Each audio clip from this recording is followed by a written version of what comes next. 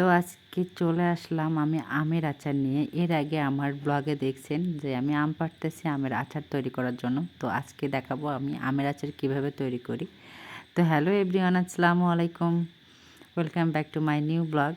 তো আর কে কোথা থেকে আমার ব্লগটি দেখছেন অবশ্যই কমেন্ট করে জানাবেন। তো চলেন, প্রথমে লাগতেছে আমার আচার বানানোর জন্য সরিষার তেল, তারপরে এই যে গোটা আমি পাঁচফোড়ন নিচ্ছি, তারপরে পাঁচফোড়ন গুঁড়া করে নিচ্ছি, তারপরে রসুন মানে গোটা এগুলা, তারপরে আমি সরিষা বাটা, আদা রসুনের পেস্ট, তারপরে এখানে হলো কাঁচামরিচ, আর লাগবে হলো এলাচ, দারচিনি আর লবঙ্গ আর তেজপাতা আর শুকনো মরিচ, এগুলা নিচ্ছি। আর এদিকে আর এটা ভিনেগার, এটা তো মানে আচার অনেক দিন রাখার জন্য এটা তো আমাদের লাগবেই, কারণ একটা আচার বানায় তো 2 দিনে খেয়ে শেষ করা যায় না। আর লাগবে আমার চিনি। তো চলেন, ও আরেকটা জিনিস তো বলাই হয়নি, আর লাগবে লবণ। তো প্রথমে আমি পাতিলের ভিতরে পাতিল না, কড়াইয়ের ভিতরে আমি অনেক করে সরিষার তেল দিলাম। মানে আপনারা যে পরিমাণে আম নেবেন সেই পরিমাণে তেল দিবেন। এটা হলো আমি 1 ঝুড়ি আমের আচার বানাচ্ছি। তো প্রথমে আমি ফোড়ন দিয়ে দিব। আমি যে এইগুলো এলাচ, দারচিনি, তারপরে শুকনা মরিচ, তেজপাতা এগুলো নিয়েছিলাম। তো প্রথমে এইগুলো দিয়ে দিলাম। তারপরে আমি এর ভিতরে গোটা পাঁচফোড়ন দিয়ে দিব কিছুটা। আমি কিন্তু পাঁচফোড়ন গুঁড়া করে রাখছি পরে দেওয়ার জন্য। তো আমি এখানে অল্প করে গোটা পাঁচফোড়ন দিয়ে নিচ্ছি। নিয়ে তারপর একটু নাড়াচাড়া করতে হবে। এই যে একটু গাজা গাজা মতো হয়ে গেছে, মানে সরিষার তেলে প্রচুর গাজা হয়।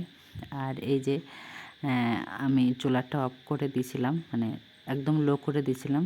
তারপরে আমি রসুনগুলা দিয়ে নিলাম এর ভিতরে,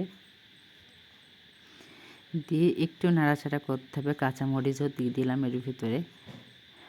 তো আমি এবার সাথে সাথে আমি আমটা দিব, আম বলছি ওই যে বাটা মশলাগুলা, যে আদা রসুনের পেস্টটা আমি দিব ওর ভিতরে, দিয়ে মশলাটা সুন্দর করে কষিয়ে নিব।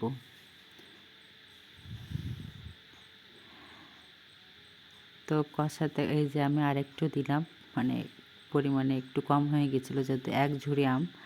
তো আর আমি এত পরিমাণে গাঁজা হয়েছে বাবা, আমি মানে কড়া ভর্তি হয়ে গেছিলো গাঁজাতে। আর আমি একটু করে উঁচু করে দেখতেছিলাম আসলে মশলাটা কেমন কষানো হয়েছে, কারণ দেখা তো যাচ্ছিল না। আল্লাহ, কী পরিমাণে গাঁজা হয়েছে পোড়া। তো আমি লো করে দিছিলাম।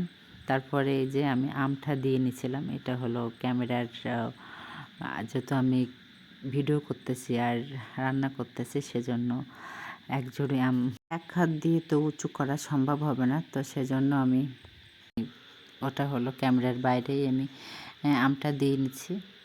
তারপরে আমি একটু কিছুক্ষণ নাড়াচাড়া করলাম, করে মশলাটা মাখিয়ে নিলাম গায়ে। তারপরে আমি চিনি দিয়ে নিলাম। আমার এখানে ভুল হয়ে গেছিলো, চিনিটা আমার আরও আগে দেওয়া উচিত ছিল। চিনিটা দিয়ে যদি আমি আমটা আমটা দিতাম তাহলে আমার আমটা একটু আস্ত থাকতো। তো আমার আমটা অনেক গলে গেছিলো। তারপরে আমি অনেকগুলা করে লবণ দিলাম, মানে পরিমাণ অনুযায়ী। লবণ তো ওইভাবেই মানুষ তো দেয় না, লবণ পরিমাণ অনুযায়ী দিয়েছিলাম। তারপরে এখানে দিয়েছিলাম শুকনা মরিচ, এটা হলুদ,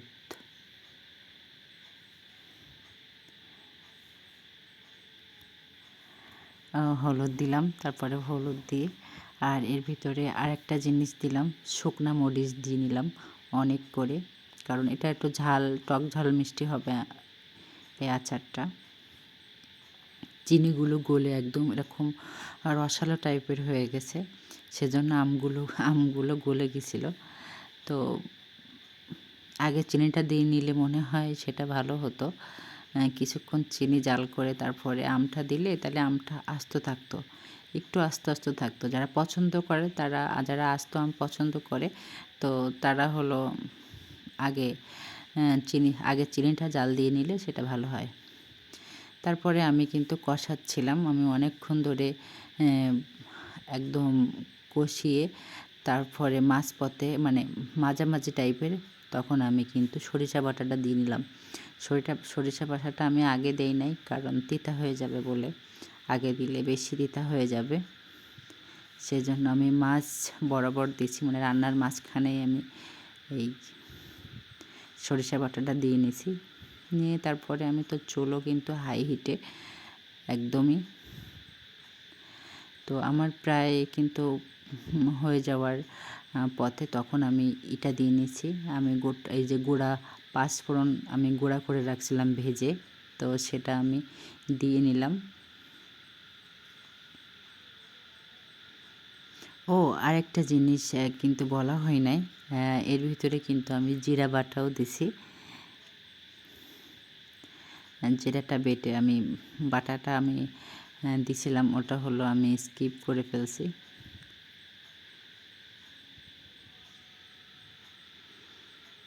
তো দেখছেন আমটা অনেক গলে গেছে, আমটা আসলে একদম নরম হয়ে গেছে।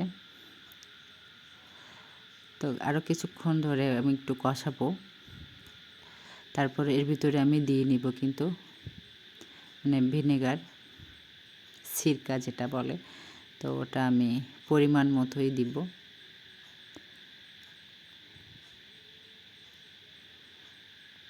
যেহেতু এটা দিলে অনেক দিন এই আচারটা মানে প্রায় 1 বছরের মতো ভালো থাকবে। আচারটা কোনো গন্ধ বা কোনো কিছুই হবে না। আর আমি তেলটা সবসময় একটু বেশিই দেই, কারণ আমের তেল মানে আচারে তেল থাকলে আমটা অনেক দিন ভালো থাকে আর কি। আর এদিকে কিন্তু আমার অলমোস্ট আচার রেডি, তো হয়ে গেছে। আমি চুলাটা অফ করে দিব। আর দেখেন আমি কিন্তু পুরো আচারের পানিটা সুন্দর করে শুকিয়ে ফেলছি, শুধু উপরে তেল উঠে গেছে।